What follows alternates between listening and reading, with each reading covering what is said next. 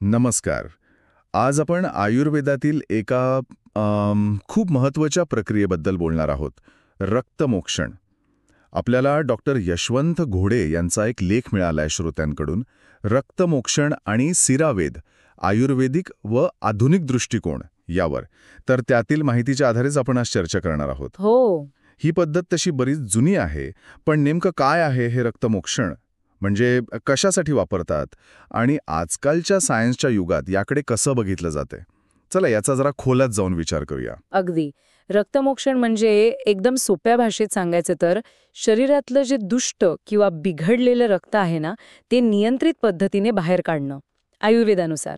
आणि ही पंचकर्मा चिकित्सेचा एक महत्वाचा भाग आहे बरं का. अच्छा, पंचकर्माचा भाग. हो. आणि गंमत म्हणजे हे फक्त आपल्या आयुर्वेदातच नाहीये. इतिहासात पाहिलं तर अगदी ग्रीक, इजिप्शियन, युरोपियन वैद्यकशास्त्रात पण रक्त काढण्याची पद्धत होती. अरे वा. फरक एवढाच की आयुर्वेदाने याला जास्त शास्त्रशुद्ध, अधिक स्पेसिफिक पद्धतीने मांडलं आहे. म्हणजे रक्त आणि मोक्षण, रक्ताला बाहेर काढणे. पण हे दुष्ट रक्त म्हणजे काय नक्की आयुर्वेदात? आणि ते काढायचं का? काय उद्देश असतो? बरोबर.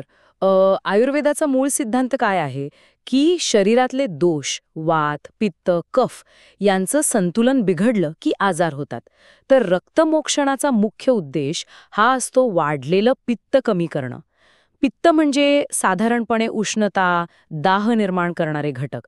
आणि दुसरं म्हणजे रक्तधातूची दृष्टी, म्हणजे रक्तात आलेला बिघाड किंवा जी अशुद्धी आहे ती दूर करणं. अच्छा, रक्तातील अशुद्धी. हो. कारण असं मानलं जातं की हे दुष्ट रक्त जर शरीरात फिरत राहिलं तर ते अनेक आजारांना आमंत्रण देतं. हे इंटरेस्टिंग आहे.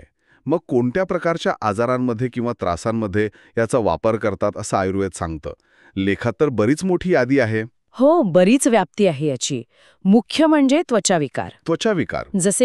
जसं एक्झिमा, सोरायसिस किंवा अर्टिकारिया म्हणजे पित्ताच्या गांधी उठतात तसं.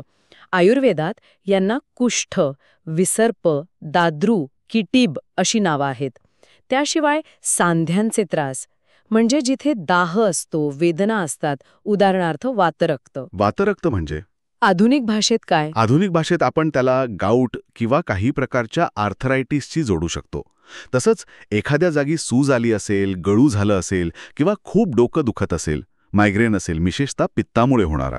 काही वेळा ब्लड प्रेशरसाठी आणि व्हॅरिकोज वेन्स म्हणजे पायांच्या नसा फुगतात ना, त्यासाठी पण रक्तमोक्षण उपयुक्त ठरू शकतं असं सांगितलं आहे. बापरे, बऱ्याच गोष्टी आहेत. आणि हे रक्त काढण्याच्या पद्धती पण वेगवेगळ्या असतात ना? नक्कीच. म्हणजे आजार काय आहे, रोगण्याची प्रकृती कशी आहे, यानुसार पद्धत निवडली जाते. सगळ्यात मुख्य आहे सिरावेद. यात थेट शीर म्हणजे वेन शोधून तिला छेद देऊन रक्त काढतात. अच्छा, थेट शिरेतून. हो. दुसरी आहे जलौकावचरण म्हणजे जळू लावतात. Leech therapy. अगदी. ही पद्धत विशेषतः जिथे नाजूक जागा आहे किंवा दाह खूप जास्त आहे तिथे वापरतात. मग अलाबू म्हणजे तुंबडी आणि शृंग म्हणजे शिंग वापरून कपिंगसारखी एक पद्धत आहे, त्वचेखालचं रक्त खेचून काढण्यासाठी. आणि प्रच्छान म्हणजे त्वचेवर बारीक बारीक छेद घेतात आणि रक्त काढतात. ठीक आहे. म्हणजे आयुर्वेदिक विचार स्पष्ट आहे. बिघडलेलं रक्त काढा आणि आजार बरा करा. पण आता जरा आधुनिक विज्ञानाच्या दृष्टीने पाहूया. यामागे काही लॉजिकल किंवा सायंटिफिक बेस दिसतो का? म्हणजे याला आपण कंट्रोल केलेलं ब्लड लेटिंग म्हणू शकतो का? हो, अगदी म्हणू शकतो. आणि आता यामागे काही संभाव्य वैज्ञानिक कारणं पण समोर येत आहेत. पहिलं म्हणजे असं होऊ शकतं की या प्रक्रियेमुळे रक्तातले काही विशिष्ट घटक कमी होतात. कोणते घटक? उदाहरणार्थ शरीरात जास्त झालेलं लोह म्हणजे आयन ओव्हरलोड, किंवा युरिक ॲसिड ज्यामुळे गाऊट होतो, किंवा काही ऑटो अँटीबॉडीज म्हणजे आपलीच प्रतिकारशक्ती आपल्यावर हल्ला करते तेव्हा तयार होणारे घटक, किंवा सूज वाढवणारे घटक असतात, इन्फ्लॅमेटरी सायटोकाइन्स म्हणतात त्याला. हे जर कमी झाले तर अनेक आजारांची तीव्रता कमी होऊ शकते. अच्छा, म्हणजे दुष्ट रक्त काढणं हे एका अर्थी रक्तातले नको असलेले किंवा हानिकारक घटक कमी करण्यासारखं झालं. अगदी बरोबर. बरोबर. दुसरा महत्त्वाचा मुद्दा म्हणजे रक्ताभिसरणावरचा परिणाम. विशेषतः सूक्ष्म रक्तप्रवाह म्हणजे मायक्रो सर्क्युलेशन सुधारतो. यात जळू चिकित्सेचं म्हणजे लीच थेरपीचं उदाहरण खूपच महत्त्वाचं आहे. हो, ते कसं? जळूच्या लाळेमध्ये हिरुडीन नावाचं एक रसायन असतं. ते रक्त गोठू देत नाही, म्हणजे अँटीकोॲग्युलंट आहे. शिवाय त्यात रक्तवाहिन्या रुंद करणारे व्हॅसोडायलेटर आणि वेदना कमी करणारे ॲनल्जेसिक घटक पण असतात. अरे वा. त्यामुळे होतं काय की जळू लावलेल्या ठिकाणी रक्तप्रवाह सुधारतो, सूज कमी होते, वेदना कमी होतात. किती इंटरेस्टिंग आहे हे. निसर्गातच उपचार आहेत. खरंच की कमाल आहे. आणि तिसरा मुद्दा कोणता म्हणता येईल? तिसरा एक संभाव्य परिणाम म्हणजे रोगप्रतिकार शक्तीवर परिणाम होऊ शकतो, ज्याला इम्युनोमॉड्युलेशन म्हणतात. म्हणजे थोडं रक्त काढल्यामुळे आपल्या अस्थिमज्जेला, बोन मॅरोला चालना मिळते. त्यामुळे नवीन ताज्या रक्तपिशी तयार होतात. काही संशोधक म्हणतात की यामुळे रोगप्रतिकार शक्तीचं संतुलन साधायला पण मदत मिळते. ऑटो इम्युन आजारांमध्ये फायदा होऊ शकतो. आणि चौथा मुद्दा होता रक्ताची घनता आणि रक्तदाब. हो, रक्त काढल्यामुळे रक्ताचं एकूण प्रमाण म्हणजे व्हॉल्यूम आणि त्याची घनता म्हणजे विस्कॉसिटी थोडी कमी होते. यामुळे ब्लड प्रेशर कमी व्हायला मदत मिळते आणि हृदयावरचा ताण पण कमी होऊ शकतो. ही गोष्ट आपल्याला आधुनिक वैद्यशास्त्रात वापरल्या जाणाऱ्या थेरप्युटिक फ्लेबोटॉमीमध्ये स्पष्ट दिसते. थेरप्युटिक फ्लेबोटॉमी. हो, म्हणजे उपचारात्मक रक्त काढणं. काही विशिष्ट आजारांमध्ये जसं की हिमोक्रोमॅटॉसिस म्हणजे शरीरात लोह खूप जास्त साठतं, किंवा पॉलिसायथिमिया व्हेरा म्हणजे लाल रक्तपेशी खूप जास्त होतात, आणि पॉर्फायरिया क्युटेनिया टार्डा नावाचा एक आजार आहे. यात नियमितपणे रक्त काढणं हाच मुख्य उपचार असतो. अरे, म्हणजे आधुनिक वैद्यशास्त्रात पण ही संकल्पना वापरली जाते की? हो. मग याची काही थेट उदाहरणं आहेत का जिथे अशा पद्धती आजही स्टँडर्ड ट्रीटमेंट म्हणून वापरतात? हो, नक्कीच आहेत. जसं मी आत्ता म्हणाले, थेरप्युटिक फ्लेबोटॉमी ही हिमोक्रोमॅटोसिस, पॉलिसायथिमिया व्हेरा आणि पोर्फायरियासाठी स्टँडर्ड उपचार आहे. दुसरं म्हणजे जळू चिकित्सा. अमेरिकेची जी FDA आहे, फूड अँड ड्रग ॲडमिनिस्ट्रेशन, त्यांनी सुद्धा प्लास्टिक आणि रिकन्स्ट्रक्टिव्ह सर्जरीमध्ये रक्त साकळतं कधीकधी, व्हीनस कंजेशन म्हणतात त्याला, ते कमी करण्यासाठी वैद्यकीय जळू वापरायला मान्यता दिली आहे. FDAने मान्यता दिली आहे?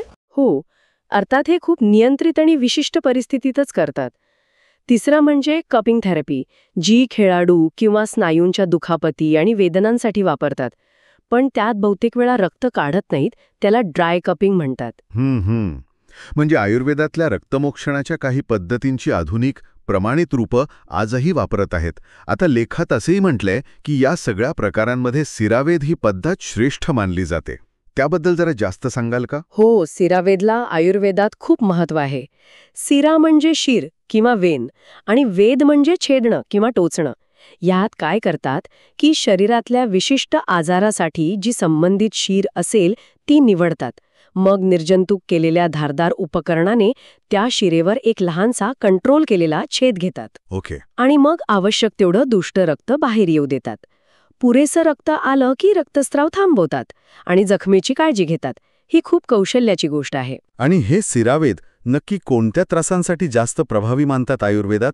त्याचा प्रकोप खूप जास्त असतो. म्हणजे तीव्र प्रकारचे त्वचाविकार, एक्झिमा, सोरायसिस, विसर्प, जे हर्पेस किंवा सेल्युलायटिस सारखं पसरणारं इन्फेक्शन असतं, किंवा वातरक्त म्हणजे गंभीर स्वरूपाचा गाऊट किंवा संधिवात, तीव्र डोकेदुखी, मायग्रेन, उच्च रक्तदाब पण. हो, विशेषतः पित्तामुळे वाढलेला असेल तर, मोठे गळू किंवा फोड, काही प्रकारचे डोळ्यांचे विकार आणि स्थानिक सूज, वेदना किंवा व्हेरिकोज वेन्समध्ये पण याचा उपयोग सांगितला आहे. हे तर अगदी आधुनिक भाषेतलं वेनसेक्शन किंवा फ्लेबोटॉमी वाटते.